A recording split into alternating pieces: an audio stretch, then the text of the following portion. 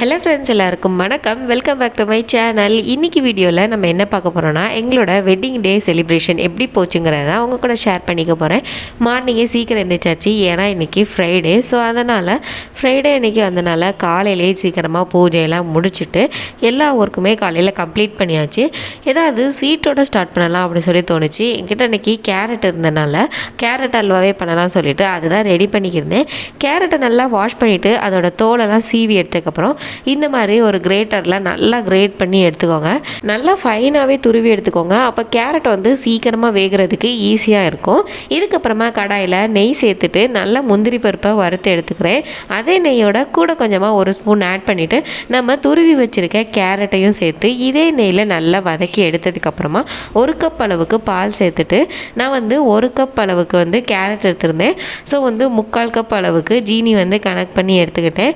ஒருவேளை உங்களுக்கு சுகர் வந்து அதிகமாக தேவைப்பட்டுச்சுன்னா ஒரு கப்புக்கு ஒரு கப் ரேஷியோ படி எடுத்துக்கோங்க.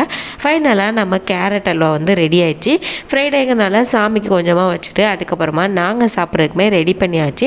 பிரேக்ஃபாஸ்ட்டுக்கு வந்து பூரி பண்ணலாம் சொல்லிட்டு பூரி மசாலா தான் ரெடி பண்ணியிருக்கேன். ஹோட்டல் ஸ்டைலில் ரொம்பவே டேஸ்ட்டாக இருக்கும். கண்டிப்பாக ஒரு நாள் இந்த ரெசிபியை அவங்க கூட ஷேர் பண்ணிக்கிறேன். அது ரெடி ஆகிற கேப்லேயே கையோட பூரியும் ரெடி பண்ணிட்டேன். பூரி நல்லாவே சாஃப்டாக புசுன்னு ரெடியாகி வந்துச்சு. ரெண்டுக்குமே காம்பினேஷன் சூப்பராக இருக்கும். பூரிக்கு மசாலாவோட எனக்கு பிடிச்சது வந்து பூரிக்கு சாம்பாரும் சட்னியும் வச்சு சாப்பிட்டா ரொம்ப பிடிக்கும். ஆனால் இன்றைக்கி வந்து மசாலா தான் ரெடி பண்ணியிருந்தேன். காலையில் பிரேக்ஃபாஸ்ட்டு சூப்பராக முடிஞ்சிச்சு. பூரி சாப்பிட்ட கையோட அப்படியே கேரட் அல்வாவையும் ஹஸ்பண்டுக்கு வந்து எடுத்து கொடுத்துட்டு மார்னிங்கே செலிப்ரேஷன் ஸ்டார்ட் பண்ணியாச்சு. அதுக்கப்புறமா என்ன வழக்கமான நம்ம கேக் கட்டிங் தான் சர்ப்ரைஸாக வாங்கிட்டு வந்திருந்தாங்க. ஸோ அந்த கேக் வந்து கட் பண்ணியாச்சு. நாங்கள் கட் பண்ணலை, எங்கள் வீட்டில் இருக்க குட்டி ஒன்று தான் இந்த கேக்கை கட் பண்ணிச்சு.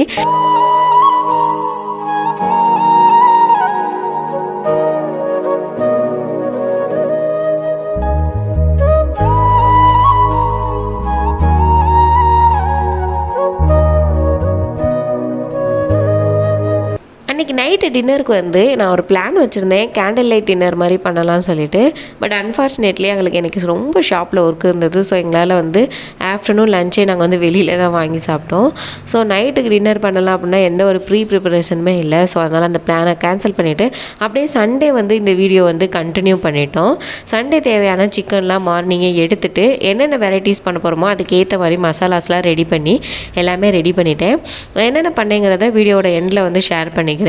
இது கூடவே நான் நைட்டுக்கு வந்து நான் பண்ணலாம் சொல்லிட்டு அதுக்கான மாவு தான் ரெடி பண்ணிக்கிறேன். இது பண்ணுறதுக்கு ஃபஸ்ட்டு வந்து ஒரு வெதுவெதுப்பான தண்ணியில் ஒரு ஸ்பூன் ஈஸ்ட்டும் கொஞ்சமாக சுகர் சேர்த்துக்கோங்க. ஈஸ்ட் வந்து சுகரை வந்து சாப்பிட்டு தான் வளரும். ஸோ இது ஒரு 10 நிமிஷம் இருக்கட்டும். சைடில் வந்து மாவு ரெடி பண்ணிக்கிட்டாச்சு.